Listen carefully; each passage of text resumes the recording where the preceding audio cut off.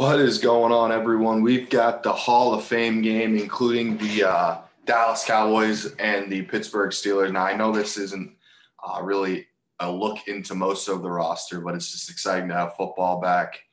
We got helmet smashing. We got a lot of mediocre football happening. So let's dive into some of the key moments in this game. The first is going to be Chase Claypool attempting to get a jet sweep here. So you see it's obviously man coverage. They got the single high safety, 6 linebackers on the line, or 6 people at the line of scrimmage, 2 linebackers. This corner is going to be running with Claypool here. So Pittsburgh not having a lot of time to, practice this type of stuff this is something that it's just going to happen in the preseason. There's not a lot of reps. There's not a lot of people playing together. This is just sloppy football. Micah Parsons ended up getting the fumble recovery here. If you could see it, he's coming down. Jalen Smith is he's moving with the tight end, so it's man coverage. We know that because the quarterback was running with him. So Micah Parsons does a good job getting inside into his run responsibility, and the ball just happens to find him here. I'm sure if he didn't get this fumble, his teammates would have let him have it. So first play, one of the first plays for the Cowboys here, it's 2-by-2 formation. We got Dalton Schultz right here, I believe. Yet again, this is going to be what looks to be a man coverage situation for most of the team. Robert Spillane here gets lost in coverage and just pretty much abandons his man here. So first successful play. Dallas didn't really have too many, big plays on offense. Neither team did really, honestly. The game ended in 16-3, but that's a good find by Gilbert, noticing the mismatch there. Right here, I believe we got a sack coming from Alex Highsmith. He just puts him in the spin cycle there. You see how high his pass set was right here if you'll watch it. So he gets way outside, and center's helping inside. Probably should have helped to the 3 tech here, but it is what it is. Got to leave the left tackle one-on-one. He's the one who's supposed to be able to cover people. It's man coverage everywhere else. And he beats his man. Ends up turning into a sack, which is nice to see from a young player like Highsmith. I believe he's a second-year guy out of Charlotte. Cowboys, yet again, backed up, seemed to be a theme in the game. Pittsburgh's punter, he had a couple good pin downs, one of them being within the 1-yard line. This is I believe it is a play action pass here. He finds Cedric Wilson deep down the middle. So let's look back at that coverage here. Yet again, 5 people on the line of scrimmage. He's outside here. It looks like it's going to be some sort of cover 3. I believe there's supposed to be a safety back here. You got 5 here and 5 there. Yeah, so it's probably a cover 3 look. The linebackers get sucked up here. And so the over route got the hook curl right here, which is where they end up finding it. So they got the over route with a dig route behind it. He won inside, so, it's an easy catch right there. All right here. Yeah, again, we had 2 high safeties, probably a 2-man look. Oh, what do we have that in there? Oh, all right. So this is something that happened a lot between both these teams in this game. We got this boot. We got the fullback slipping out into the flat. So let's look and see how he got lost in here.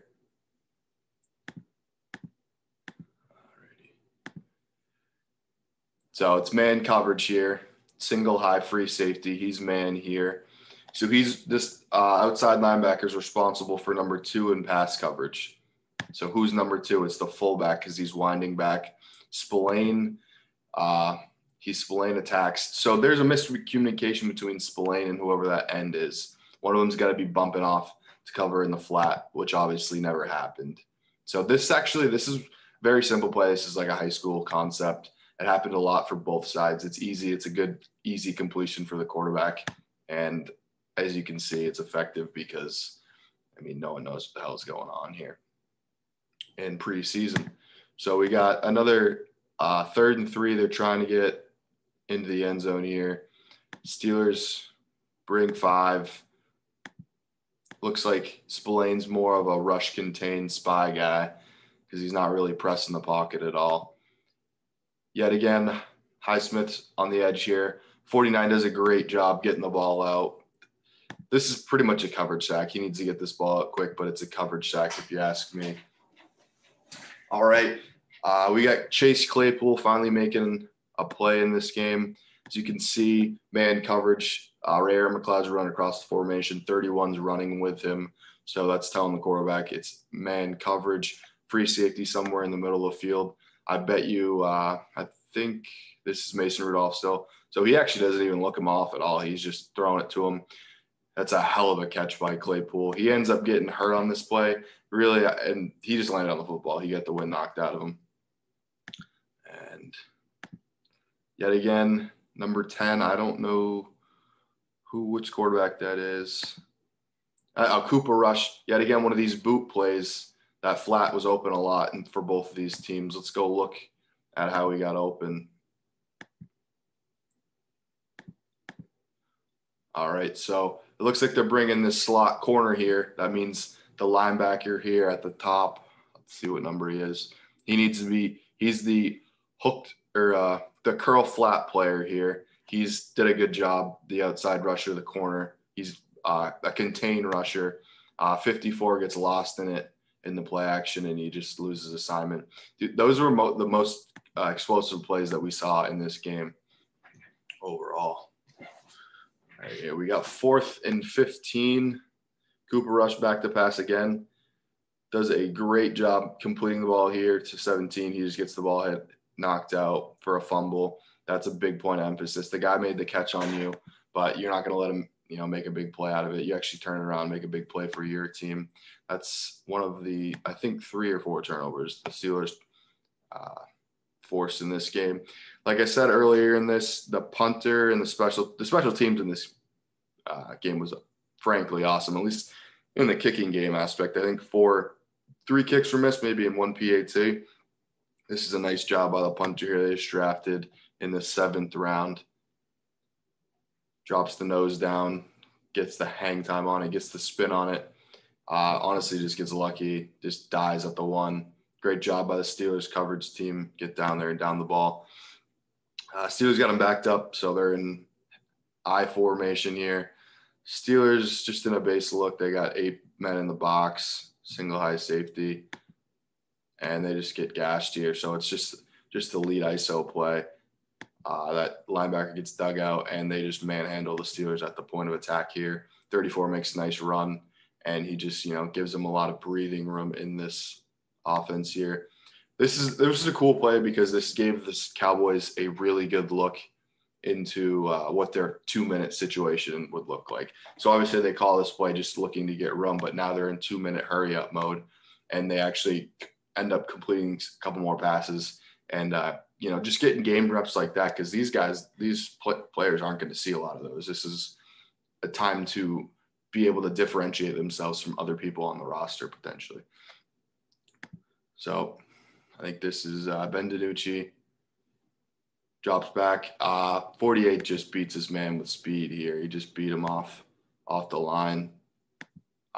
He had a tough game, whoever that left tackle is. He beats him, 2-hand swipe, bends, and the whole line got beat there. That's not even really just on that guy. The whole line, he stepped up right into it. All right. Some more jet motion. From what I've heard, this is going to be a very common thing in the Pittsburgh offense this year. Matt Canada, he played, he was an out coordinator at Pitt, and then at one point at LSU, I believe, before Joe Brady got there and took over. Yet again, that wide leak, linebackers getting lost. This is day 1 stuff. This is just knowing your assignment football. Kalen Balash here, yet again, a goal line type play. We got, pretty much everyone in the box here. So it's just going to be man on man, a duo block. 2 for 2, get up to your guy, and Kalen Balash finishes in the end zone. Only one of the 2 touchdowns for the Steelers in this game, actually. All right, DiNucci. So we're looking at, this is going to be some sort of cover 3. It looks like he starts inside leverage on him, which usually leads me to believe that would be a hook curl assignment. And this free or maybe it was man free here on this look.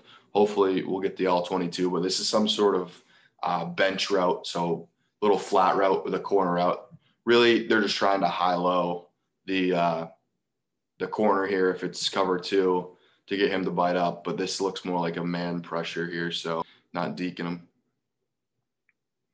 All right. So clearly here, this is more just evidence that the Steelers were kind of lost in this game, which is fine. It's preseason. These guys probably didn't play together that much. So they're running around before the snap. They don't know who's supposed to be covering who. This just leads them into a terrible run fit. The linebackers didn't get shifted over. The corner was late to getting to his assignment. They're just not preparation. This is what preseason football is, and this is why it's important for people. Not only do they get jobs, but they need to know how to play together. They need to know who's going to make the call. And honestly, it's who has the balls to make the call, who has the balls to say, hey, this is what we're supposed to do. Even if you're not, if you're all on the same page and playing the same thing, then do that. I'll show you this at the end.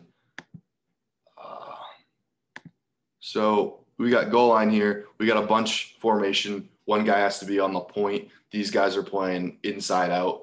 So one thing the Steelers do a really good job here is both of these guys are attacking the stem of their routes. So what I mean by that is they're both staying vertical before they break. See, they don't know what these defenders are flat-footed and they do not know where to, they don't know which way they're going to break until it's too late and they create that separation.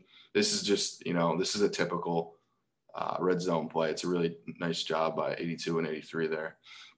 So that was the Hall of Fame game. That's all I got for you guys right now. I'm going to be breaking down a lot of more film this season. Looking forward to the preseason games coming up here shortly. Can't wait to talk more ball.